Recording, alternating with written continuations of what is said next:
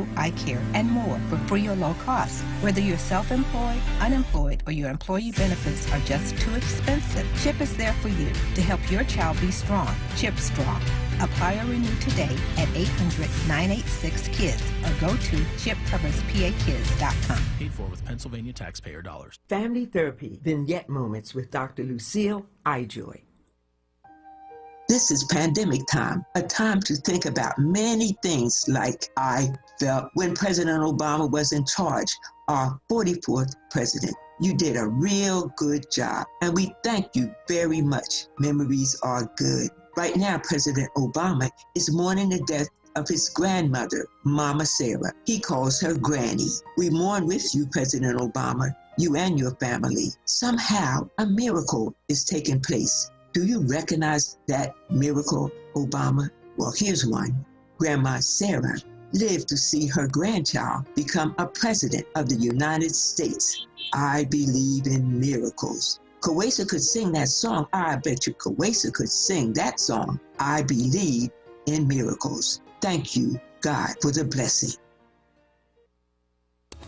You're listening to WURD Radio, 96.1 FM and 900 AM WURD, independent black media.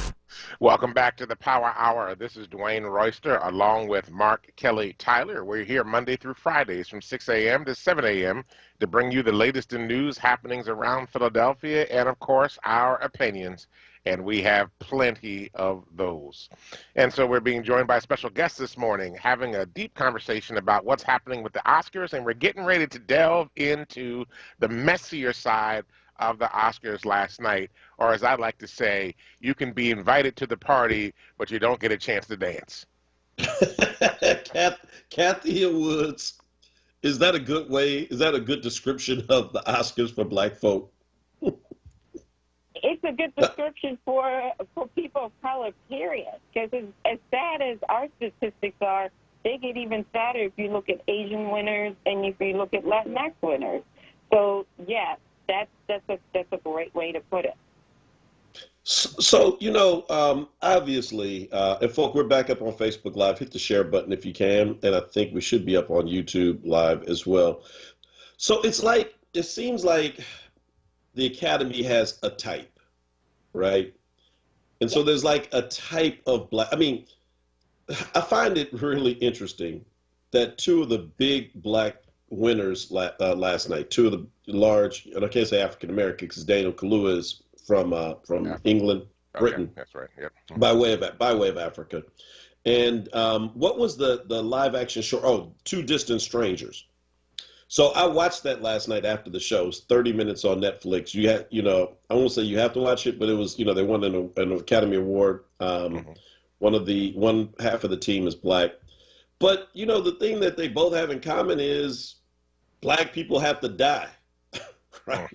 Two Different Strangers is two different. You're right.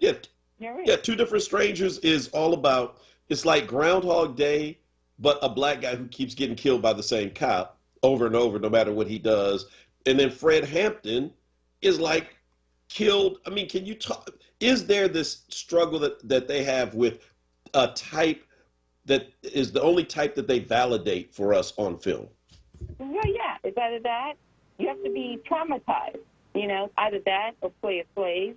That seems to be what they're looking for, you know what I mean? They have a problem when we are leading in our stories, you know what I mean? Like, look at The Five Bloods. Like, Delroy Lindo should have been nominated.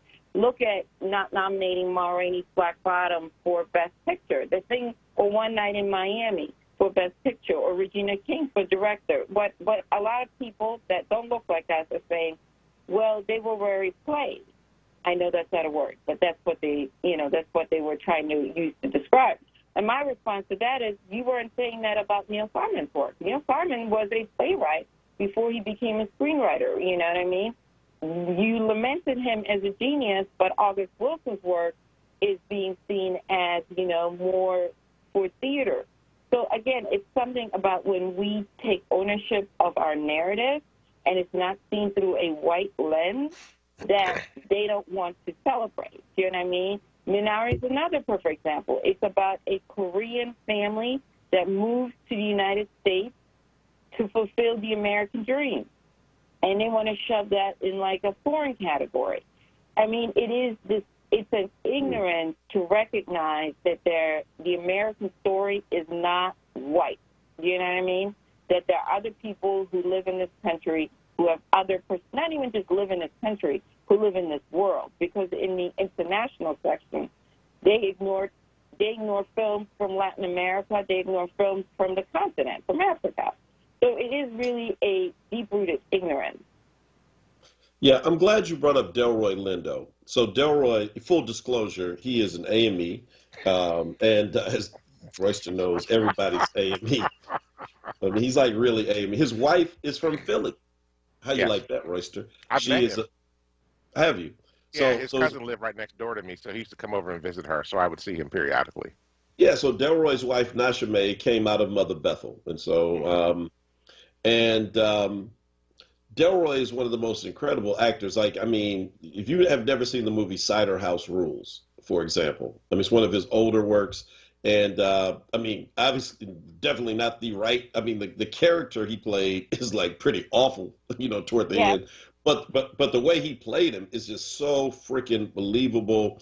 You think about what he did with West Indian Archie and Malcolm. Mm-hmm. But, I mean, dude, to play a black Trump supporter last year in the film the way he did, and it was just, I was so shocked that he was not nominated. And he has a great piece in GQ. They did a big spread on him that I saw yesterday.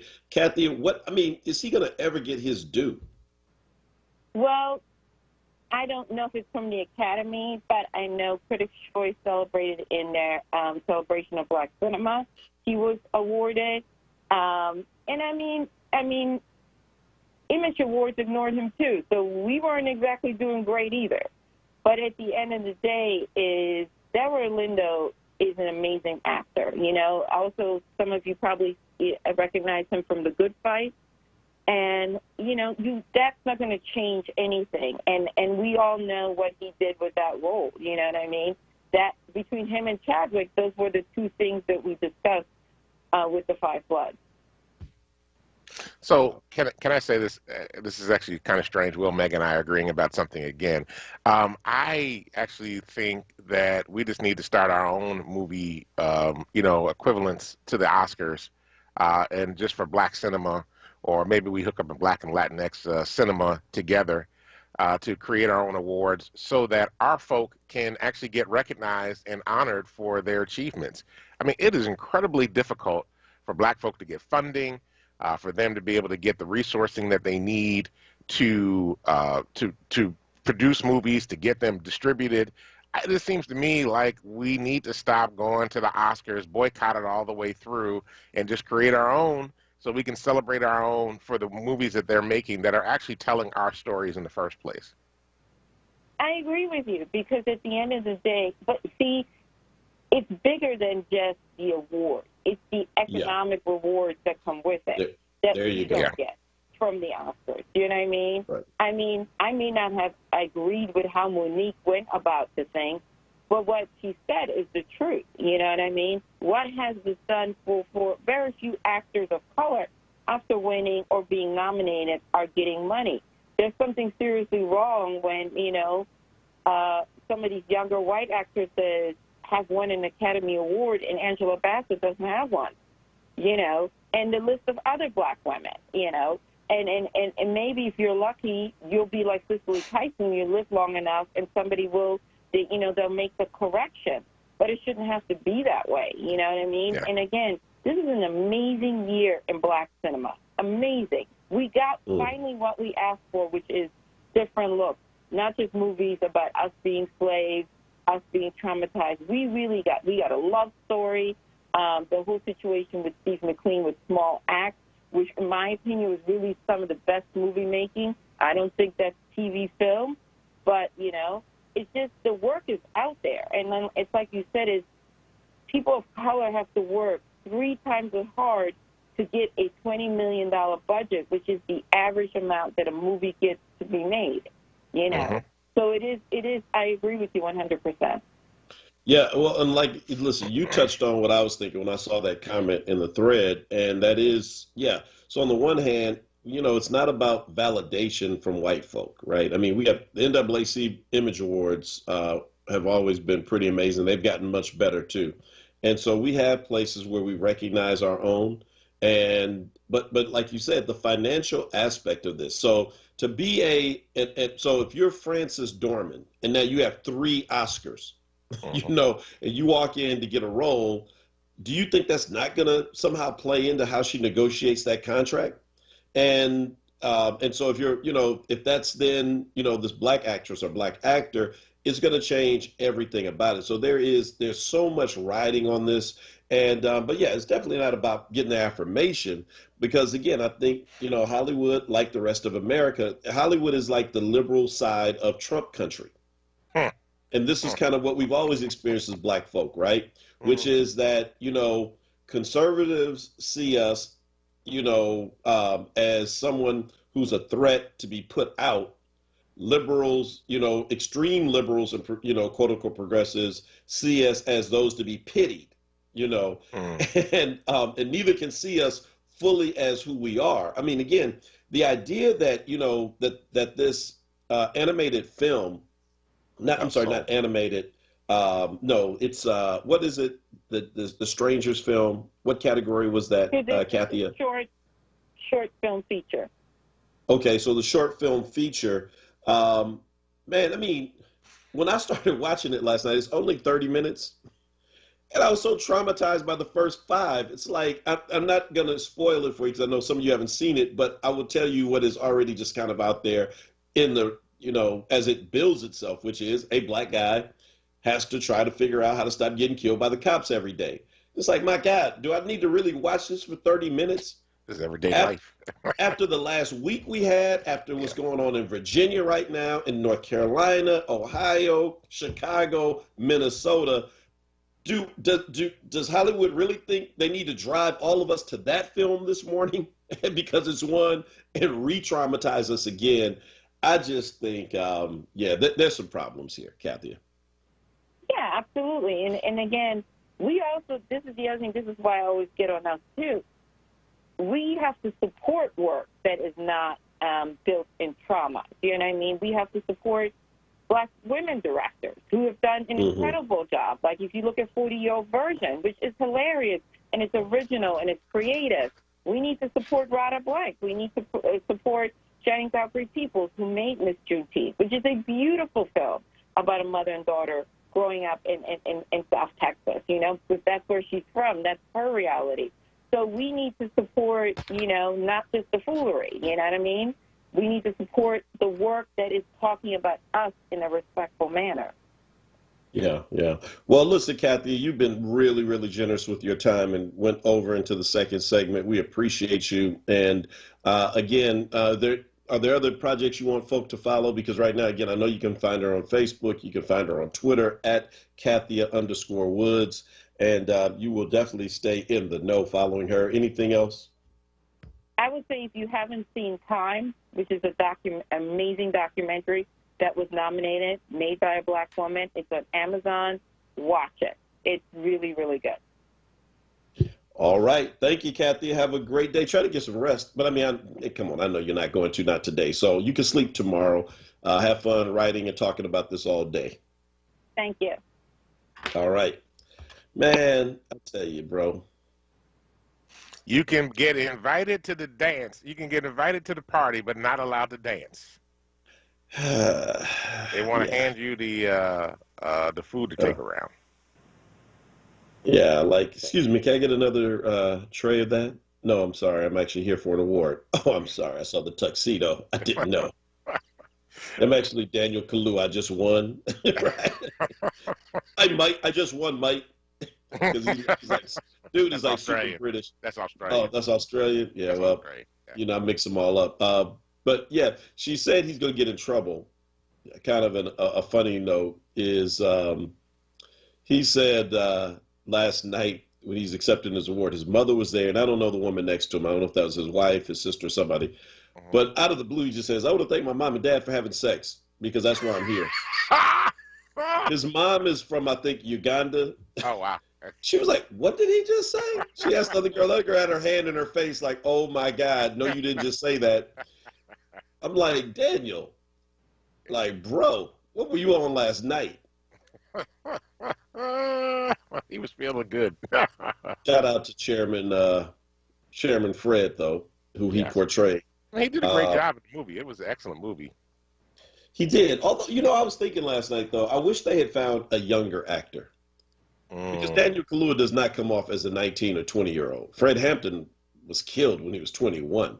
Yeah. So all of his organizing that he did it like in his teens and never lived to even see the ripe old age of the mid-20s. And Daniel looks like he's in his 30s because he probably is by now. So, I mean, you're right. He delivered a great role, but it would have been fascinating to see a younger actor. One thing that kind of struck me last night was like the first half of the show seemed like everybody who won was like not American. Right. I was like, what is this? That was probably intentional so they couldn't use Oscar So White. I mean, for the, I guess because a couple of the Korean awards were the folk that were Korean won were up first. So, that would do it. Although I do have a question. I meant to ask Kathia this. So Daniel Kaluuya won for Best Supporting Actor. Yeah. Well, he was actually one of the leads in that movie. So why did they choose that category instead of going after lead actor? Well, that's a good question. Probably good for him that it went that way because I don't think he would have beat Anthony Hopkins, right? Sir Anthony Hopkins, yes. Yeah. Yeah, but but I mean, I think Lakeith Stanfield was actually considered the lead in that movie. Okay, because it was really it was about him. He was Judas, and I mean, remember, it starts with him and it ends with him. The whole thing kind of circles around him. Folk, if you're on Facebook or YouTube, put in there movies that you think we ought to check out as well. Glenn said 40-year-old version, in my opinion, was the most underrated film that came out this year. It was hilarious. I didn't see that. So when I heard her saying that, I thought she said 40-year-old virgin from the old film that came out like 10, 15 years ago. Raphael, here you go. The African actors in the UK are probably better trained. That is why they get all the better American roles now. Nah, not really. I mean, I just think, like I said, going back to the whole type thing, it's like, look, I mean, oh wow, Hollywood there's something about Black Americans that Hollywood just doesn't like. Can we just be honest? Yeah, I mean, that's a whole nother segment. I mean, dude, first of all, another segment. Look, Idris is my boy. Love Idris's acting, but I prefer him when he's in British roles. Like when have you ever seen the show Luther? Yes. Luther, dude, is amazing in Luther. You know what I mean? He's got his own accent. He can talk like he normally talks. But I never understood why Stringer Bell in The Wire, just always like there was something like why does he sound like that? I'm like, oh, didn't know all those years he was British. I'm like, he was struggling with that Baltimore accent. Right, so, right. No, I don't think it says better trained. I just think better opportunities because, I mean, let's face it, Black British people are less threatening than Black American people if you're in Hollywood. Black Americans, we're very demanding, so they say. All in the face. Is that right? Black Brits, on the other hand, they're just so polite. They got tea. Ha, ha, ha. Jeez. My Prince Philip. Oh, jeez. Don't do Prince Philip, man. That's another segment too, right there. That's another segment of the show. Chap. They come over, they like tea time, they don't drink coffee. They're much easier to get along with than you Americanized version of the Black. Stop me when I'm lying. No, we gotta go to break. Oh God! How did the time go from 6:39 to 6:41 just like that? Ha ha ha! That's what happens when you're on like British time. We'll be right back on the other side, chaps and chapettes. Don't go anywhere. It's the Power Hour. Looking for an exciting and well-paying new career opportunity? MCAP is a free manufacturing career accelerator program. In just 7 weeks, learn new career skills, earn industry certifications, and connect to manufacturing companies who are hiring. To see if MCAP is right for you, call 215-770-7101. That's 215-770-7101. MCAP is brought to you by Drexel University's Goodwin College of Professional Studies in partnership with EDSI Incorporated. MCAP is an equal opportunity program. Diverse candidates, including women and people of color, are strongly encouraged to apply. A Part of Me boutique, located 3834 Lancaster Avenue, sells men's and women's clothing, shoes, and beautiful accessories. Items can be ordered if not in the store. Check out our lovely one-of-a-kind chairs with reupholstered African fabric. A Part of Me is open Wednesday through Saturday from 11:30 to 6 p.m. You can expect friendly, professional service and unique finds. A Part of Me boutique, located 3834 Lancaster Avenue, sells men's and women's clothing, shoes, and beautiful accessories. Items can be ordered if not in the store. Check out our lovely one-of-a-kind chairs with reupholstered African fabric. A Part of Me is open Wednesday through Saturday from 11:30 to 6 p.m. You can expect friendly, professional service and unique finds. Now, a traffic update on WURD Radio.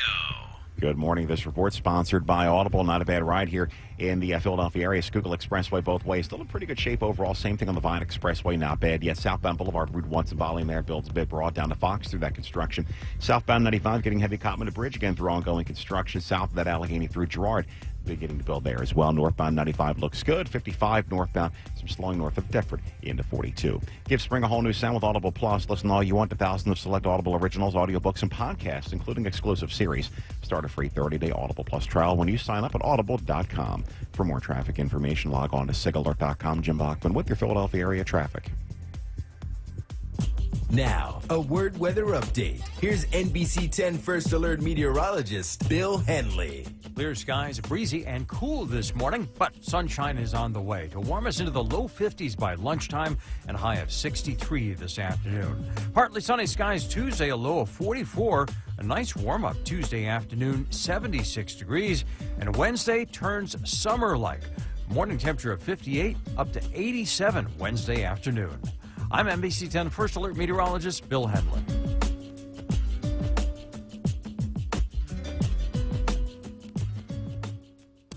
You're listening to WURD Radio, 96.1 FM and 900 AM WURD, independent black media.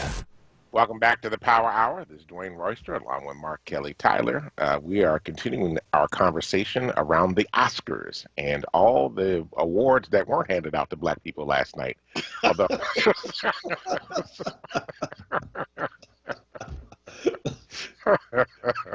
Hey, you talk. You know, I told you different. The movie about the different strangers. Yes. Where the guy just relives the same day over and over. That's like black coverage of the Oscars. It's like the same day over and over and over. Absolutely.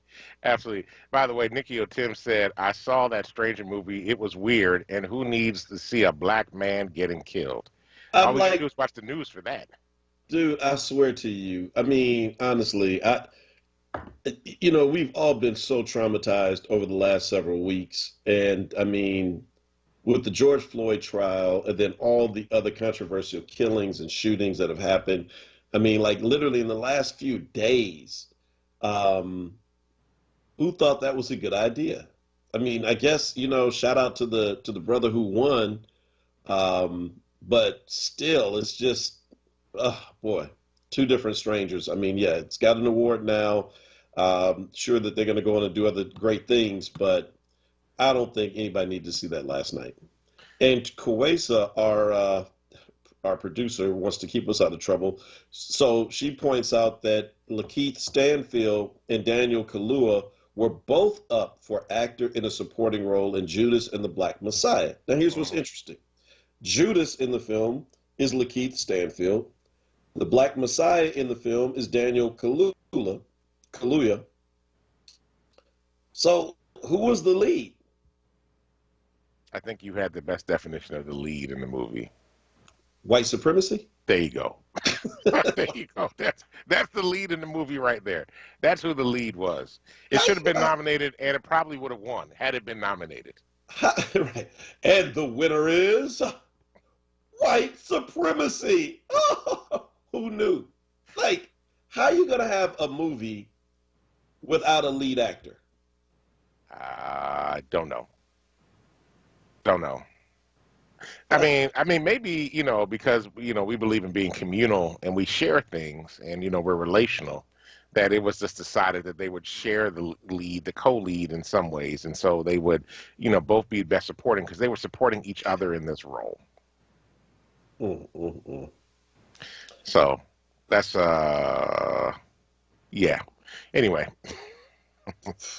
So my new term, like speechless. It's not Oscars so white now. It's like being invited to the party and then not allowed to dance. That's how I'm referring to the Oscars. And let us just, again, I don't care what anybody says. The best bit of acting that I saw all last year was on Ma Rainey's Black Bottom. It was a great movie.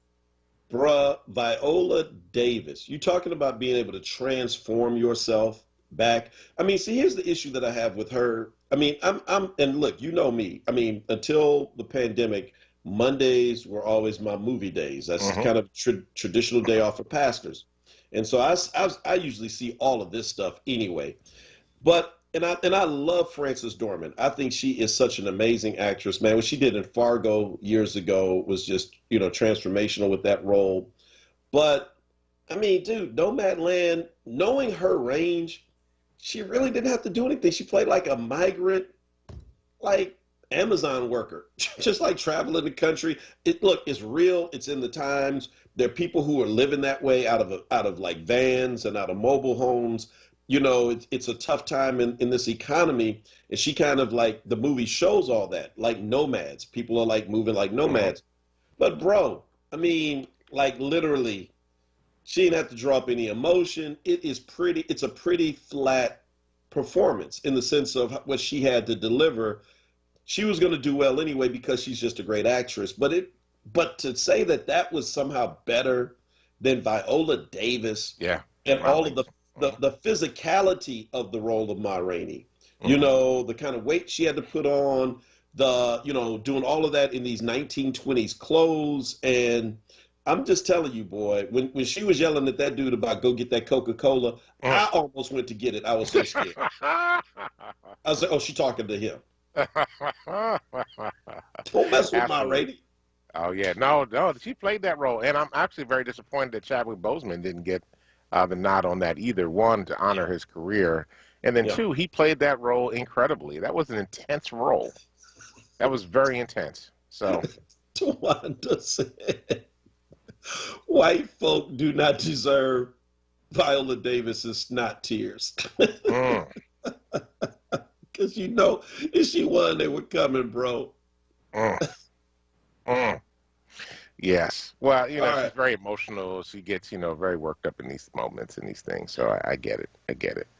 But this is very disappointing that she was robbed. Yeah, that's right. Karen Gold said they were robbed. You're right, Karen. They were robbed. Because this is the dance that you get invited. This is the party you get invited to, but then you're not allowed to dance. So Raphael is still stuck on Shakespearean theater. To be or not to be an Oscar winner? That is the question.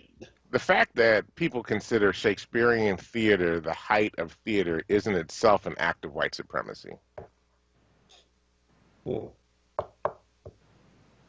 Why is it that European theater is considered the pinnacle of theater when there are, engagements of storytelling that generate from all cultures across the world? But why is it that European theater, in particular British theater, is considered the pinnacle and not other communities' theater is considered the pinnacle? Bro, listen, we're natural born actors. I mean, black folk had to act their way through slavery. Absolutely. Hey, y'all all right? Yes, sir. It's great down here. Oh no, it's fine. That was called acting. Acting is, scratching when you don't itch, and acting their way through so that we would have a generation left after slavery. Yes. All right. That's active. All right, Raphael's going too far now. He's going to sponsor people to go live in a real city like New York City or L.A. Philadelphia is a real city, Raphael. I hate to tell you, it really is. Yes, So, I know. Hey, so check this out. Before we get out of here today, let me just kind of lift up a couple of things here. So first of all, there was a big motorcycle ride yesterday. I didn't get a chance to make it, but it was a ride for peace. They had over 100 bikers ride out. awesome. There's going to be another one today that I just got. I think it's Compassionate Ministries is doing it. They're gathering at 52nd and Parkside over at the ShopRite at 6:15. Kickstands up at 6:30. But I bring that up because we are also doing a ride. Power is sponsoring a ride, and we're helping to organize it. It's going to be this coming Saturday, May the 1st, and we will join at 2 p.m. at Christian Compassion. We'll leave at 3 p.m. Any riders, if you're in a club, if you're an independent, we kind of draw the line on scooters. We don't want scooters, but if you got a three-wheeler, you got a trike, you got a sport bike, you got a cruiser, whatever, come and ride with us. We did this as Black Bikers Vote back in October, had 125 bikers show up, trying to do that number and more this time. Again, this is Black Bikers Vote. We're going to have a DJ in the front on a flatbed truck, and with the big sign on the back at the end of the ride, letting people know that May 18th, there is actually a primary, folks. Now, we know our listeners know this. You all are like, it's like preaching to the choir. You get it, you know it. But we have to let people know, we have to get folk up to vote in every single election. And so we want to make sure that folk, dirt bikes, well, look, you can. Is it licensed? Wait a minute. Is it registered?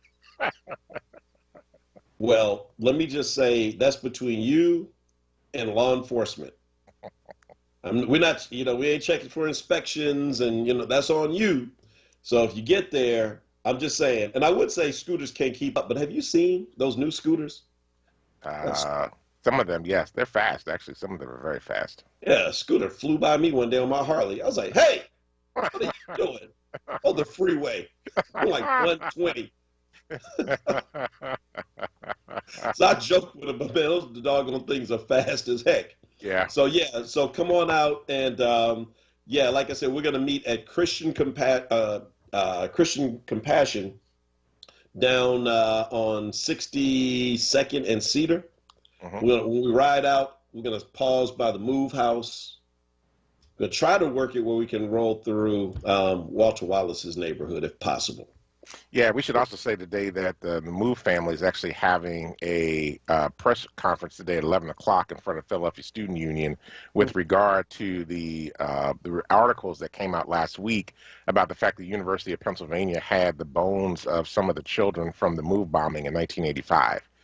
And they've been using them in classrooms. So, whoa, what? Yeah. So that's we talked about it actually on the Friday night show. Pam Africa called in and told us about the press conference today. So there's a whole thing going on with that as well. And so we just, certainly standing in solidarity with our siblings in Move and the Africa family with this tragic news that's just like pouring salt on an open wound. So want to just lift them up and to let folk know about that press conference today at 11. So anyway, we are out of time today. That's today's show. So we're grateful for everybody that joined us today. We're thankful for Kathia Woods for joining us and sharing with us the latest Oscar news and information, and for us to be able to talk about the party that we're invited to but not allowed to dance. Thank you, Tyler, for everything you do. Thank you, Grace, for holding down the boards. Thank you to everybody that listens to us on the air, through the apps, through YouTube, through Facebook, all the various means that you catch us each and every morning. We'll be back tomorrow morning at 6 a.m. to bring you the latest in news happenings around Philadelphia and, of course, our opinions, and we have plenty of those. Stay tuned for Wake Up with Word now with Solomon Jones. And listen, family, go out, change the damn world, because if you don't, nobody else will. Peace.